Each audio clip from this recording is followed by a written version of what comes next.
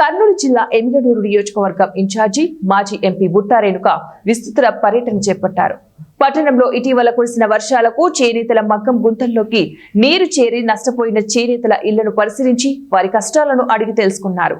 అనంతరం బుట్టా రేణుక మాట్లాడుతూ చిన్నపాటి వర్షం కురిసినా నేతల ఇళ్లలోకి నీళ్లు చేరుతున్నా కూటమి ప్రభుత్వం పట్టించుకోవడం లేదంటున్నారు.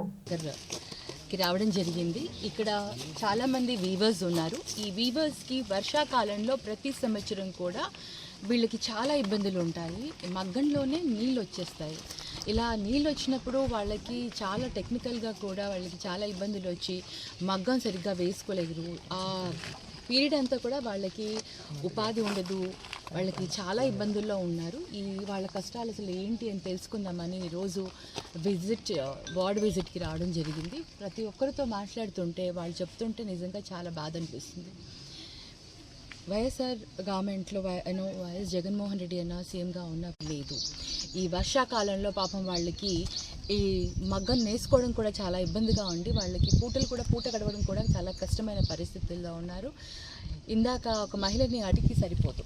సో వాళ్ళకి చాలా అసలు గవర్నమెంట్ సీరియస్గా ఆలోచించి ఇలాంటి ప్రాంతాలలో ఎక్కడైతే చాలా ఇబ్బందిగా ఉందో ఆ ప్రాంతాలలో డెఫినెట్లీ స్పెషల్ ఫోకస్ పెట్టి వీళ్ళకి ఆర్థికంగా ఆదుకోవాల్సిన బాధ్యత గవర్నమెంట్ తీసుకోవాలని మేము కోరుకుంటున్నాము. తప్పకుండా వీళ్ళకి ఆర్థిక సహాయం అందించాలి. మేము ప్రతి సంవత్సరం కూడా ఏదో ఒక పంట పైన ఒకసారి టమాటో కానివ్వండి, ఒకసారి ఉల్లి కానివ్వండి, ఇంకొకసారి వేరే ఏదైనా పంట, ఈ విధంగా రైతులు ఒక సంవత్సరం ఏదో ఒక పంటకి నష్టపోతూనే ఉన్నారు. మనం ఎప్పుడైతే కనీస మద్దతు ధర మనం రైతులను నిజంగా ఆదుకునే స్థితి మటుకు రావట్లేదు. గవర్నమెంట్ తప్పకుండా గవర్నమెంట్ ఎంఎస్పీ అనేది ఇంప్లిమెంట్ చేయాలి.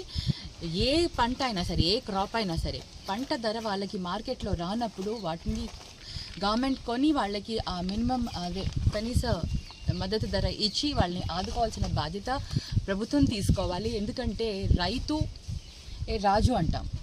రైతు చూస్తే తినడానికి కూడా లేని పరిస్థితుల్లో రైతులు ఉన్నారు ఈరోజు. బట్ నిజంగా గ్రౌండ్ లెవెల్కి వచ్చి చూడండి. మీరు మీ ఎమ్మెల్యేల ద్వారా